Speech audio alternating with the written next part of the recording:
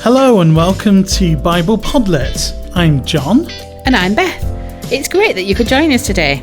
Bible Podlet is a Bible study and discussion podcast for all ages. So we'd encourage you to listen together, children with parents or children's workers, and to pause the episode if you can and talk about the stories and the questions that will come up. Beth, have you ever noticed that people seem to have different opinions and attitudes about anything and everything? Oh, you're absolutely right, John. In fact, I've been thinking about this recently, and I've been conducting a bit of a social experiment where I've asked not quite 100 people, it was 75 people actually, their answers to some questions, family fortune style.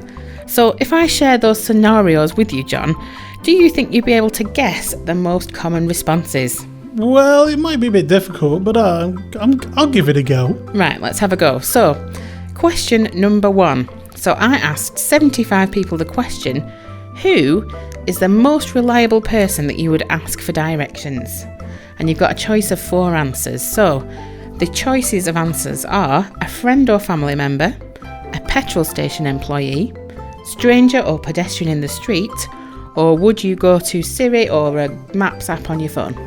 Oh, well, hands down, I would trust an app over people, because I've had some bad directions from people in the past. You'd go to the technology before you went to a real person. I would, yeah, in this instance. So what do you think the bottom answer was then, if you think that the app on your phone was the top answer? Right, so petrol station, friends or family, and a stranger in the street. I think stranger would be my last go-to. But I think I would take the petrol station over a family member because I know some of my family and I know the best with directions. Well, interestingly, out of the 75 people that I asked, the petrol station employee came out bottom. Which surprised me because I thought, somebody works in a petrol station, they should perhaps know the local area. But no, they came out bottom. And then the second top answer was friend or family member. Yep. So opposite to what you perhaps thought, with stranger or pedestrian being third. So that's really interesting that you had a different opinion there to some of the people that I surveyed. The next question then, what is the most important thing that you shouldn't waste? And the choices are water, food, money or time. This is it's a difficult one. Because of course we shouldn't be wasteful with anything. Well, so no. It does pose a question. Ideally, we wouldn't be wasteful with anything at all. But if I had to, so I would say water, because we all need water to survive.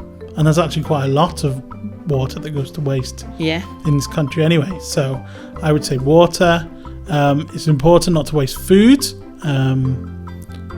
because there are places that don't have food, and lots of our food goes to waste. So, and then I would say money, and then time. Time was your bottom answer. Yeah. Well, interestingly, sometimes at heart I'm a little bit of a time waster. Sometimes I like to just veg out on the sofa. Interestingly, out of the 75 people asked, the top answer was actually time, with 38 people. Oh wow! Saying that was the most important thing that we shouldn't waste. And then the second top was water, with 24 people. And then right at the bottom we had food with 8 people and money with 5 people. So the majority of people there actually said that time is the most important thing that we shouldn't waste. So again, that just shows that you've had a different opinion to those people that were surveyed.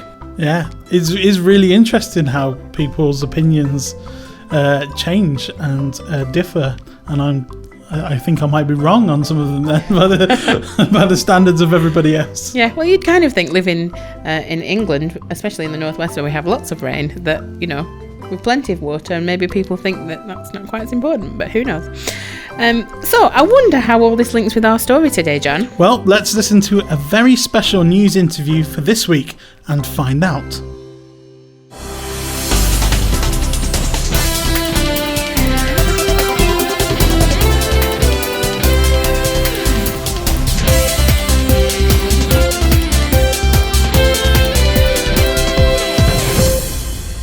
I'm Lindsay Laurie, and welcome to this special edition of 8 out of 10 Acts. Today, we talk with Paul, previously known as Saul, who is under house arrest in Rome.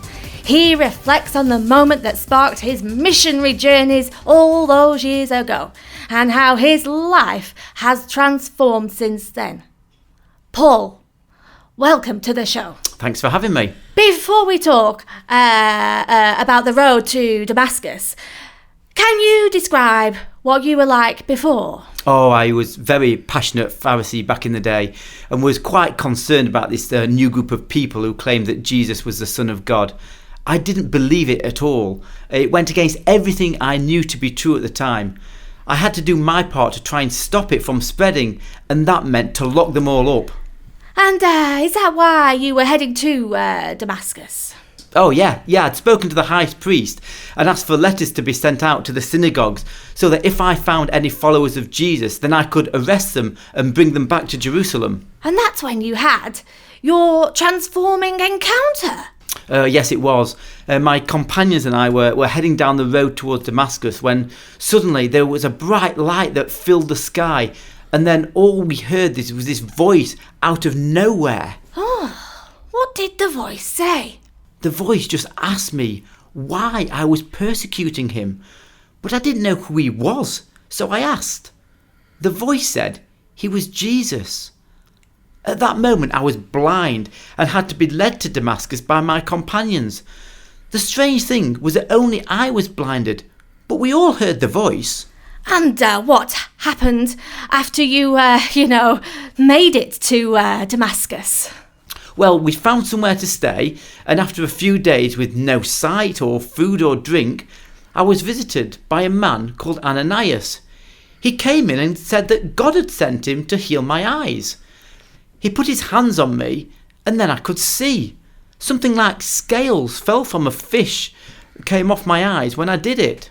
What was going through your mind through all of this? Oh, I was completely changed by it all. I finally understood what the apostles were saying all along about Jesus. He is the Son of God, and I was completely wrong. I was so sorry for all I did against his followers and couldn't believe that Jesus has handpicked me to be his mouthpiece. So since then, I've travelled around telling people about Jesus because I want everyone to know the power of God's grace. It definitely hasn't been an easy time. I'm locked up in this house because of it. But it's all worth it for the glory of God. Thank you, Paul. That was Paul there, speaking from house arrest in Rome, reflecting on the events that transformed his life. Thank you for joining me for this special edition of 8 out of 10 Acts. I'm Lindsay Laurie, and I'll be seeing you next time.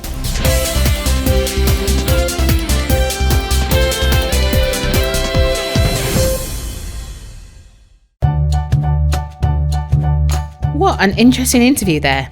We're going to talk about what Paul has said, and we'll ask a few questions, and we encourage you to pause the podcast if you can and talk about those questions together. Paul's transformation was quite dramatic. I mean, you can't get much more of an opposite, right? Well, it makes sense because he was a well-respected and devout Pharisee. What's a Pharisee? They were the most serious Jews. They were very strict in following all of the laws and commandments that God gave to Moses when he was in the desert. You can read them all in the books of Exodus, Leviticus, Numbers and Deuteronomy if you want to. So was he one of the same type of people who wanted to get rid of Jesus too? Yes, exactly. Paul would not have believed in Jesus and the things he said at all. We've come to our first question in this episode. What did Paul think of Christians before what happened on the road? The question again, what did Paul think of Christians before what happened on the road? Please pause the podcast if you can and talk about this together. Then press play when you're ready to carry on.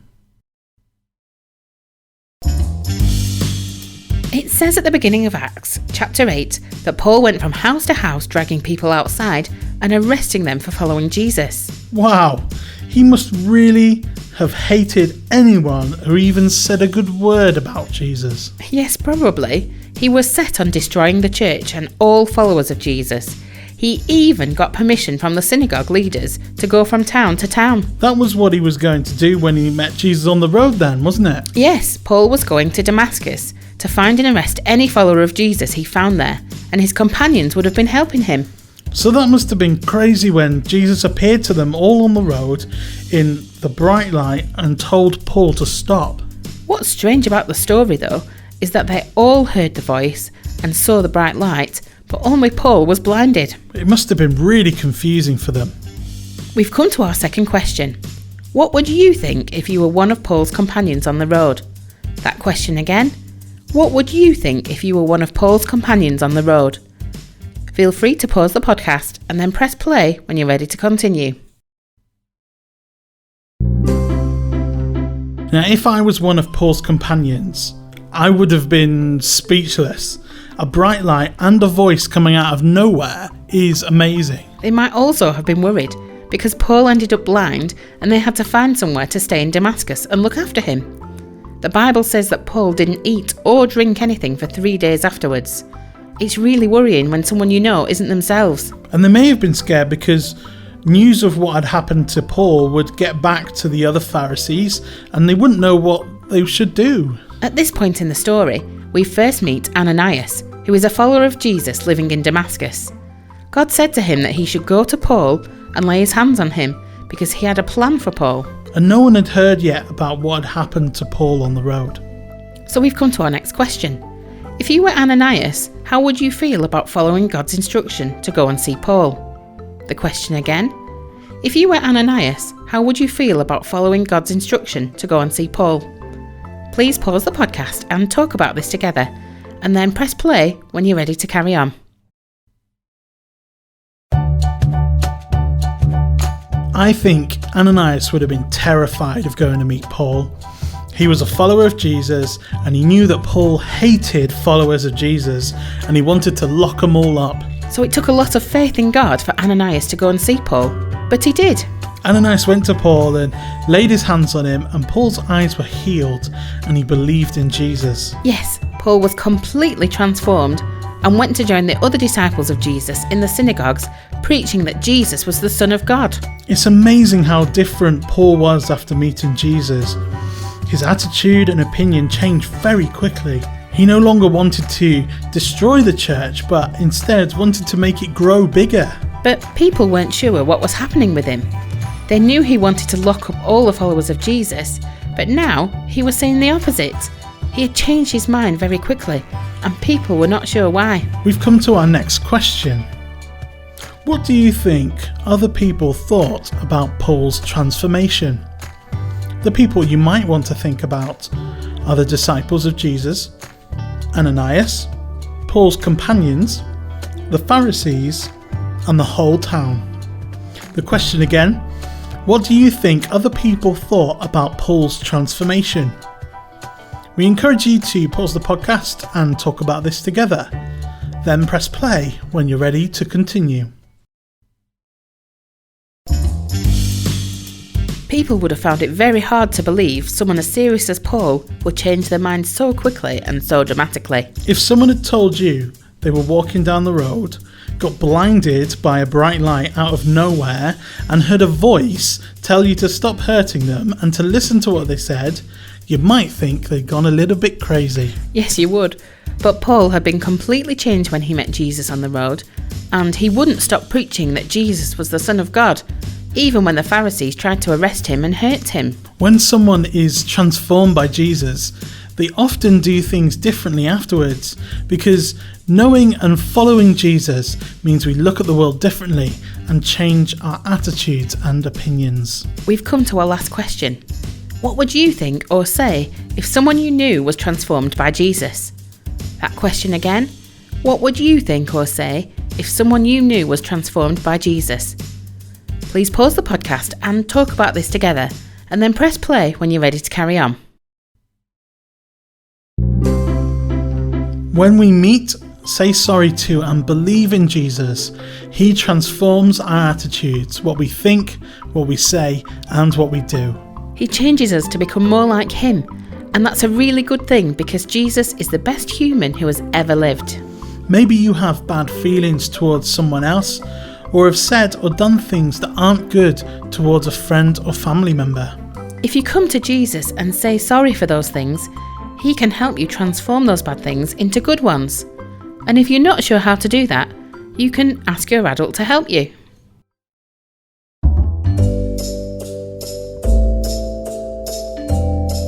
So we've come to the part of the podcast where we play a game or have a little bit of fun. So are you ready, Beth? I'm ready to have some fun. Excellent. In our story today, Paul was blinded by a bright light, and that lasted for 3 whole days. That would have meant he would have had to rely more on his other senses, such as his hearing. Yeah. So, excellent segue. I've collected some sounds to play for you. Okay. And you're going to have to guess what they are. Okay. Sounds simple. It sounds simple. I think I can do that. But it may not be so simple. Ooh. Right, Beth. Here's your Okay. first sound. Yep. Wait until it's finished and then have a guess Okay. what it is. I'm listening carefully. Right. And you at home, have a listen as well. See if you can guess before Beth does.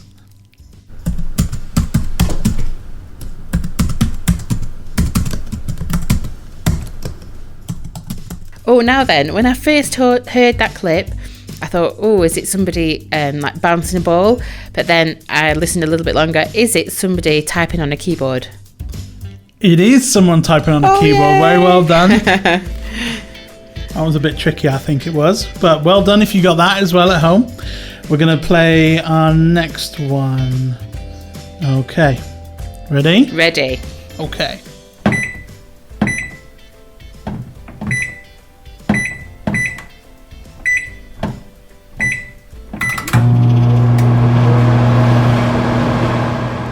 Okay, you're like smiling and laughing a little bit, so I think you know what it is. What do Yeah. you think it is? Well, I was a little bit confused at first, but I'm pretty sure this is the sound of a microwave. Very well done. If you got that at home as well, so that's 2 for 2 you got there. Right, I think we have to go a bit harder now. Okay, A bit harder now. Right. Okay. Ready? I'm ready. Excellent. Let's go, John. Oh, that was a quick one. It was a quick one. Do you want to hear it again? Go on then. Let's hear it Okay. again. Was it somebody playing like snooker or pool? Yes, it was. Yeah. Very good. Very well done. Right. I think we need to do some harder ones. Right. Okay. Here we go. The gloves are off. Okay.